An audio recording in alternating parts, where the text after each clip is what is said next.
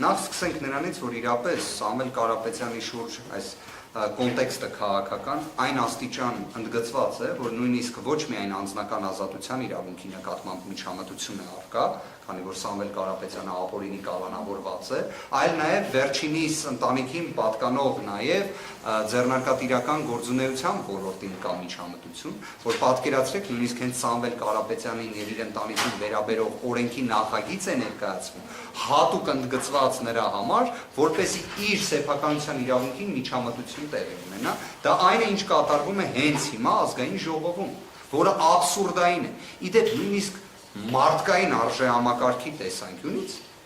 այդ Հայաստանի Հանրապետության քաղաքացիներին մեր ձևով բնորոշ։ Ես կարծում եմ աբսուրդային է, որ մարդը լինի կալանավորված ու այդ ընթացքում իր սեփականության իրավունքին միջամտություն ունի։ Այսինքն մարդուն կալանավորեն, որպեսզի փորձեն իր բիզնեսը, կներեք արտահայտությանս համար, խլեն։ Իրավական իմաստով իդեպ այս նախագծի հետ կապված մի հատ վարժություն կարող եմ առաջարկել, որ մեր հայրենակիցների համար շատ ավելի պարզ լինի։ Պատկերացրեք, դուք ունեք ձեր ավտոմեքենա, դուք վարում եք ձեր ավտոմեքենան, վարում եք լավ կամ վատ, դա կքննարկենք առանձին, բայց բարեկային ծառայողը ձեզ կանգնեցնում է եւ ասում է, գիտես ինչ, ես եմ քշելու քո ավտոմեքենան, կամ ես կբերեմ մեկի, ով որ կսկսի քշել քո ավտոմեքենան։ Եղավ։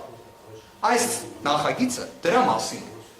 Իդեպ այլ հարց, թե որտեղից ներկա իշխանությունները որոշել են, որ իրենք ֆանտաստիկ կառավարիչներ են։ Կարծում եմ բոլորս շատ ուրախված կլինենք, որ իրենք լինեին ֆանտաստիկ կառավարիչներ, բայց այն բոլոր ծրագրերը մասնավոր պետություն համագործակցության շրջանակներում, որոնք այս իշխանություններն են իրականացրել, կարծես թե նվազագույն կառավարչական այդ մակարդակը չի պահպանում։ Գործընկերներից շատերը խոսում են Անիֆի մասին եւ այլ, չէ՞։ Իդեպ երբ հեծի մասին են նաեւ խոսում, այդ կոնտեքստը, հա, քանի որ այդ հարցին էլ եմ ուզում վերադառնալ, թե ինչի համար Սամվել Կարապետյանը կատարեց այդ հայտարարությունը եւ այլ։ Դրանք բոլորը վիճակագրական, իրավական տվյալներ են։ Հանրային ծառայությունները կարգավորող հանձնաժողովը, որը այս ոլորտի վերահսկողն է, հեծի գործունեության մեջ, այսպես ասած, էական որևէ թերություն չի տեսել։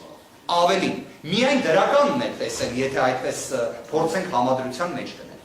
Ավելին, այն ներդրումները, որոնք կատարվել են հեծում այս տարիների ընթացքում, եւս փաստական տվյալներ են։ Իսկ չենք կարող դրանից խուսափենք։ Այն, որ սակագնի փոփոխություն գրեթե չի եղել, դրանից եւս չենք կարող խուսափել։ Այն, որ հարակից պետական կառավարմամբ նույն ոլորտի կարևոր կառույցներից մեկը բեցը ճիշտ հակառակի պատմությունն է, դրանից չեն կարող չէ խուսափել, որտեղ այդ կառավարչական մեր մասած խնդիրները հենց այդ կառույցն են։ Ինչև է։